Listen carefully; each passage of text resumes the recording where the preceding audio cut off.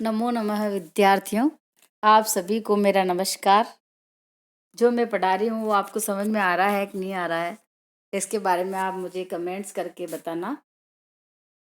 पूर्व में अपन ने जो वीडियो बनाया था उसमें वरुण सूक्त पढ़ा था। वरुण सूक्त के अपने 6 मंत्र हो चुके, 6 मंत्रों का मैंने अनुवाद आपको बता दिया था।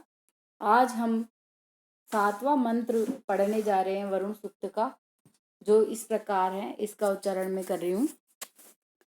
वेदायो वीणां पदमन्तरिक्षेण पततां वेदनावः समुद्रिय। वेदा यो वीणा पदम अंतरिक्षेण पततां वेदनावः समुद्रियः। इस मंत्र में जो इसके ऋषि कौन थे, गुरु में मैंने बताया था, सुनसेप ऋषि जो है। ये वरुण सूक्त के जो ऋषि है सुनसेप, ये जो है वरुण को आकाश एवं जल मार्ग का ज्ञाता बतलाते हुए उनकी स्तुति कर रहे हैं और कह रहे हैं कि यह अंतरिक्षेण पतताम वीणाम पदम वेदः।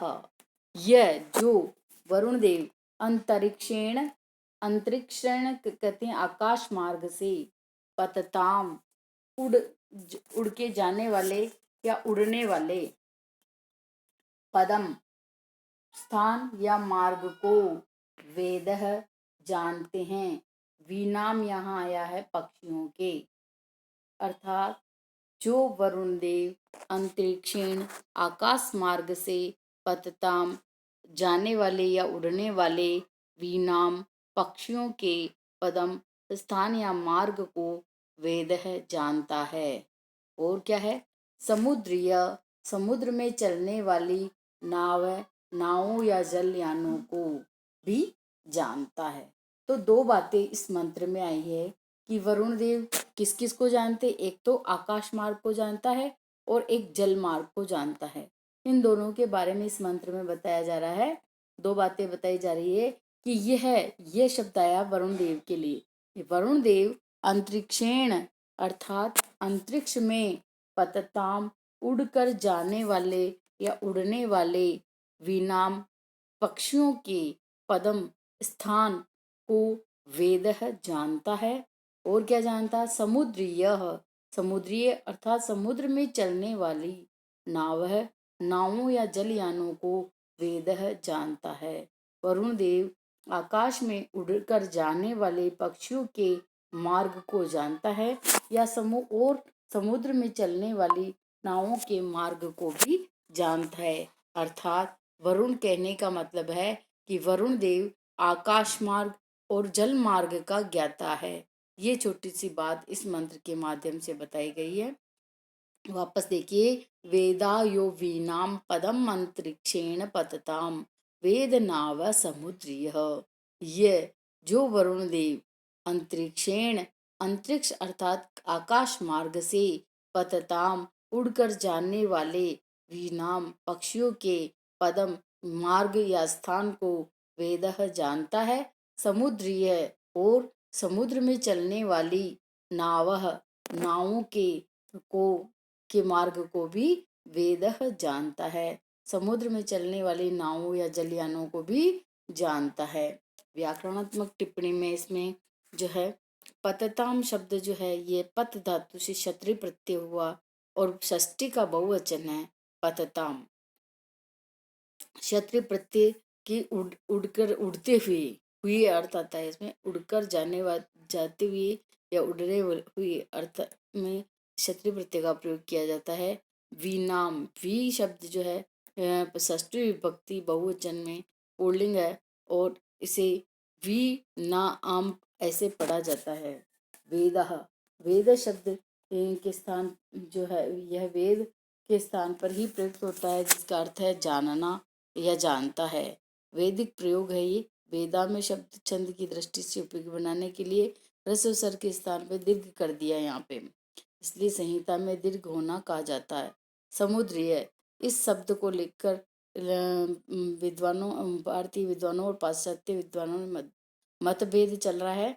और इसमें जो समुद्र में कुछ पाश्चात्य जो विद्वान है वैसे इसको द्वितीय का रूप मानकर नाव है विशेषण मानते हैं, और भारतीय विद्वान शरण आदि ये प्रथम एक वचन मानकर समुद्रीय में विद्यमान वरुण ये अर्थ लेते हैं। ऐसा इसमें भाव है। प्रस्तुत मंत्र से स्पष्ट होता है कि वैदिक काल में समुद्र पर नाव तथा जहाजों का प्रयोग भली भांति किया जाता है। सातवें मंत्र के बाद, वरुण सूक्त के सातवें मंत्र के बाद अब हम आठवां मंत्र पढ़ने जा रहे हैं, जो इस प्रकार है। वेदः मासो धृतवृत्तो द्वादशः प्रजावतः वेदाय उपजायते ही। वेद मासो धृतवृत्तो, धृतवृत्त शब्द जो है यह है प्रजावत, धृतवृत्त, द्वादश मास, ये वेद जानता है। ये जो है प्रजावत जो कठिन शब्द है ये उपजायते अधिक मास जो होता है उसके बारे में बताया इसमें कि जो सुना से ऋषि वरुण देव की स्तुति करते हुए वो कह रहे हैं कि वरुण इन चीजों को जानते हैं। अब वो क्या क्या जानते हैं इसके बारे में बता रहे हैं कि वृत्तधारी वरुण प्रजा वाले संतति रहित 12 महीने को जानता है। वृत्तधारी ये जो विशेषण है ना धृतव्रताय, ये वरुण का विशेषण है। विशेषण शब्द जो है धृतव्रताय वरुण का है कि वरुण कैसा है, वृत्तधारी वरुण प्रजा वाले संतति सहित 12 महीने को जानता है। जो अधिक मास, और जो अधिक मास आता है 13वां महीना, उसको भी जानता है। अर्थात उसकी वो क्या क्या जानते हैं इसी के बारे में इसमें बताया है। ये धृतव्रताय वृत्त को धारण करने वाले वरुण देव प्रजावतः संतति सहित उपजा द्वादश 12 मासम 12 महीनों को वेद जानता है। और अधिक ये उपजायते वेदा, उपजायते यानी अधिक मास से उत्पन्न होता है, उनको भी जानते हैं। तो यहाँ पर प्रजावत वृद्धधारी वरुण देव प्रजा वाले संतति सहित 12 महीनों को जानता है, और जो अधिक मास जो 13वां महीना होता है उसे भी वह जानता है। तो प्रजावत शब्द जो व्याकरणात्मक टिप्पणी में इसका जो अर्थ है ये महीनों में उत्पन्न होने वाली प्रजा, जबकि पाश्चात्य विद्वान इसका अर्थ पक्ष और तिथि भी करते हैं। इस मंत्र में वरुण देव 12 मास और एक अधिक मास होता है मलमास का महीना, उसे भी जानता है, ऐसा संकेत किया गया है। और जो जो आर्यों ने वर्ष में 12 महीने को तथा अधिक मास को भी ज्ञात कर लिया था उस समय। वेद जो शब्द है ये विद धातु से लट लकार शब्द प्रथम पुरुष का एक वचन है। ये लिट लकार में भी यह रूप बनता है। उपजायते उपसर्ग जन धातु से लट लकार प्रथम पुरुष बहुवचन में जायते रूप बनता है। और ये जो है अधिक मास प्रतिवर्ष नहीं आता है, यह महत्वपूर्ण होकर गौण है। तृतीय चरण के प्रारंभ में आया वेद शब्द संहिता या दीर्घ का उदाहरण है। यहाँ पे 8 मंत्र के बाद ये जो है वरुण देवता के 90वें मंत्र का उच्चारण कर रही हूँ। वेद वातस्य वर्तनिमुरुरिस्वस्य वृहतः वेदा ये अध्याशति ही। वेद वातस्य उरु कहते अत्यंत विशाल, ऋस्वस्य सर्वत्र आने जाने वाले, वृहत महान, वातस्य कहते हैं वायु के, वर्तनिम मार्ग को, अध्यासते निवास करते हैं। सुनत से ऋषि ने अपने आराध्य देव वरुण की सर्वज्ञता का वर्णन करते हुए कह रहे हैं, सर्वज्ञता का वर्णन करते हुए कह रहे हैं कि हे वरुण देव, जो अत्यंत विस्तृत, उरो कहते हैं अत्यंत विशाल, ऋस्वस्य अर्थात सर्वत्र आने जाने वाले, आवागमन के महान, वृहत यानी महान, वातस्य वायु के, मार्ग को, वर्तनिम कहते मार्ग को, अध्यासते जो जानते हैं, वह देवगण आदि ऊपर धूलोक में निवास करते हैं उनको भी जानता है। अध्यासते कहते हैं जो धूलोक में जो निवास करते हैं उसको भी वो वरुण देव जानते कि वरुण देव आप कैसे हो, अत्यंत विस्तृत तथा सर्वत्र आवागमन वाले महान वायु के मार्ग को जानता है, और जो देवगण आदि धूलोक में निवास करते हैं उनको भी वह जानता है। ऋस्वस्य ऋस धातु आना जाना अर्थ में है और वन इसके पुल्लिंग षष्ठी विभक्ति का ये एक वचन है। व्रीहि धातु से क्षत्रिय प्रत्यय करने पर षष्ठी एक वचन रूप पुल्लिंग में बनता है। वर्तनिम वर्तते यस्मिन तम वृत धातु से अन्य प्रत्यय करने पर यह रूप बनता है। अध्यासते अधि उपसर्ग पूर्वक आस धातु लट लकार प्रथम पुरुष बहुवचन में अध्यासते रूप बनता है। मंत्र के तृतीय चरण में 7 ही अक्षर है, अतः अध्यासते को अधिक सत्य पढ़ना चाहिए, ऐसा ही है इसमें अर्थ निकलता है।